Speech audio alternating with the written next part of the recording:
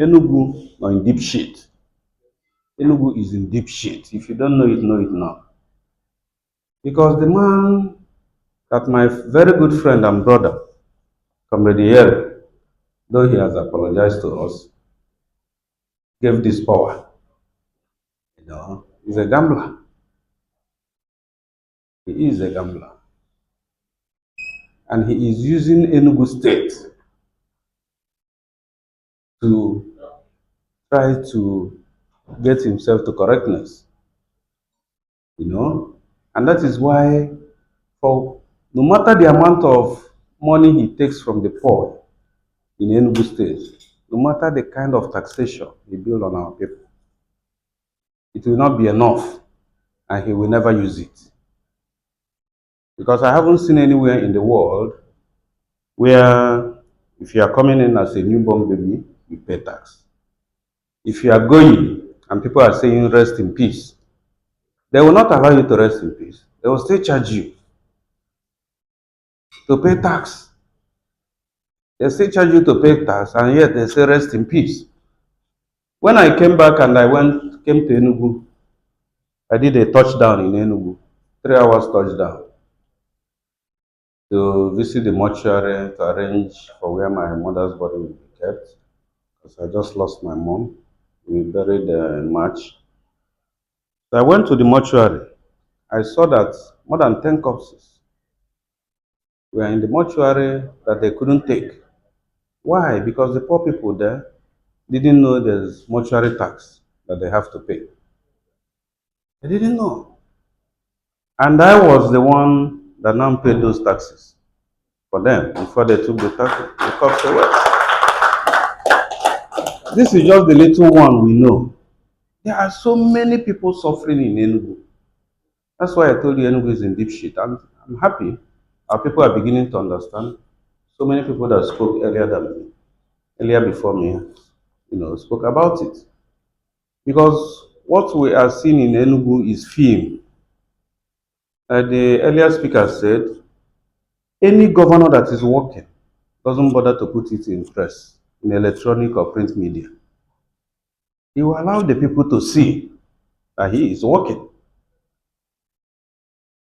When Sullivan was working, he didn't show anything. But there are so many governors, when they are working, if they construct a road from here to here, they will divide it into four and advertise 4 different roads in one. The governor Oti of Abia does not do advert on his achievements.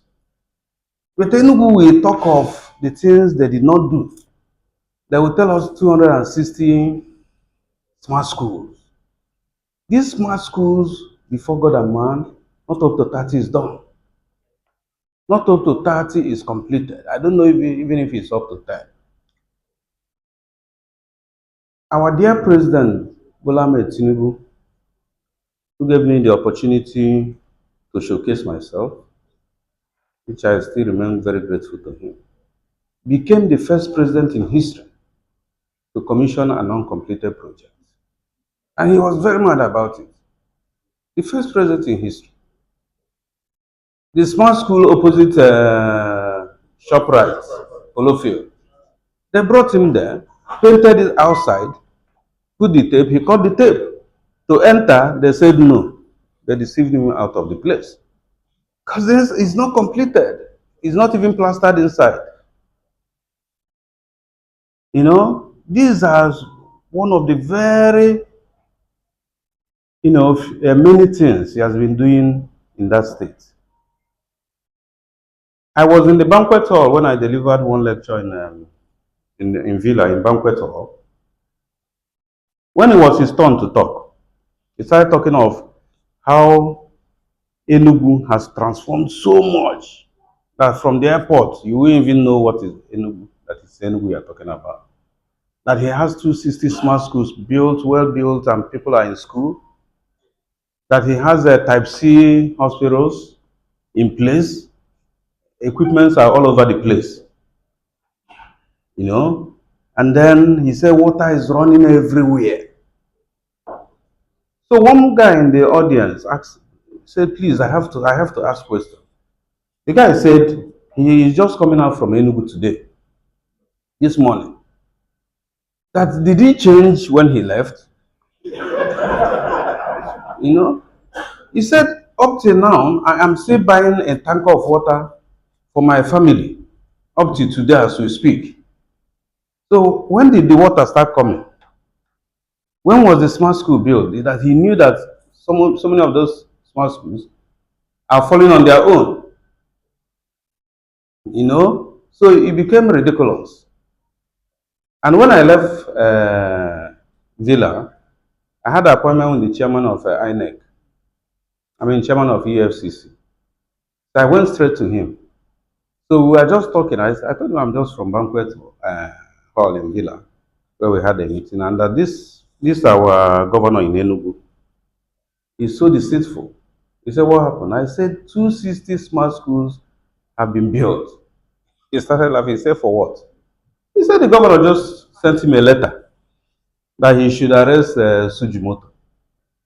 That he gave him a contract for I don't know how many smart schools he mentioned, and that up to today that he has not started it, and that he has paid him 5.7 billion. He went to his table, brought it, and came to where we were sitting, showed it to me. I said, okay, if he has built other smart schools, he should minus this number so that we know it's not 260. I said, but he still insists it's 260. He said, it's not true. You know?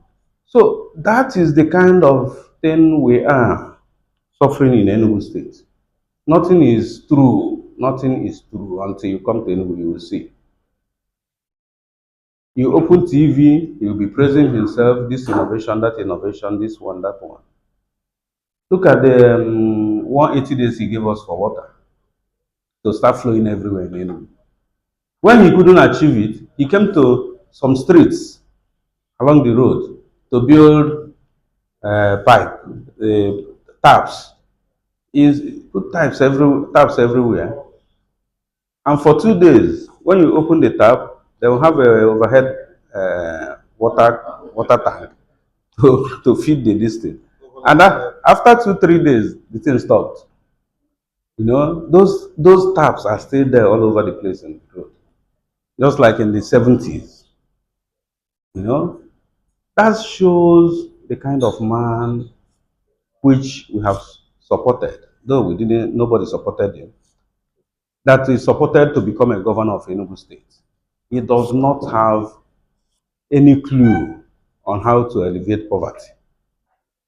He can never get the water issue right. He said 180 days, now it's 3 years plus. He can never get it right. You know? And it will not be right that you say you are okay, you are comfortable, when your people are not comfortable. We can be comfortable here, but it's wicked that we are here comfortable, enjoying ourselves. But what of the people in the villages? Because the first move I made that I love so much was that in the last 5 years, there's no day I don't go back to my village house. In the last, even if it's 2 a.m., 3 a.m., 4 a.m., I must drive to my village house. Even when they killed Oyibo Chukwu, on that road, I still drove to my village house. I had my convoy, they shot us. Fortunately, 2 days before them, I started using bulletproof because I normally don't like it because you cannot wind down to remove your hand to wave to people. So, but 2 days before that time, I started using it. So they attacked us.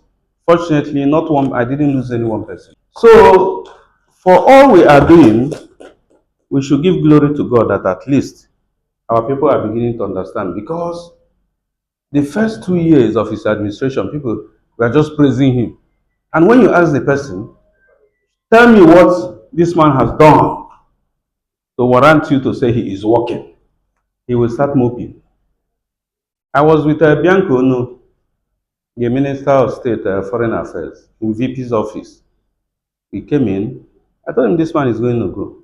He said, that the man is working. I said, is that so? I said, point one thing that this man has done in Enugu.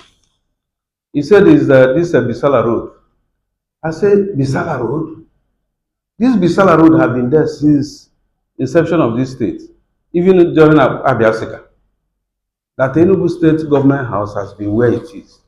So that Bisala Road has always been good. I said what he did when the president came was to paint the road, took the president and put curbs, paint the roads and the curbs, took the president there to commission it. And when the president commissioned it, he said it's one of the over 1,000 roads I've done in Enugu. That is what we are suffering in Enugu. Over 1,000 roads. You commission somebody's road project and say it's one of the 1,000 roads we've done in Enugu. Too many things this man is doing. Too many things. You know, I can go on and on and on. And I can see your eyes on me. Everybody wants to hear. But truly, we have spent so much time here today. I would like that people go back to their homes.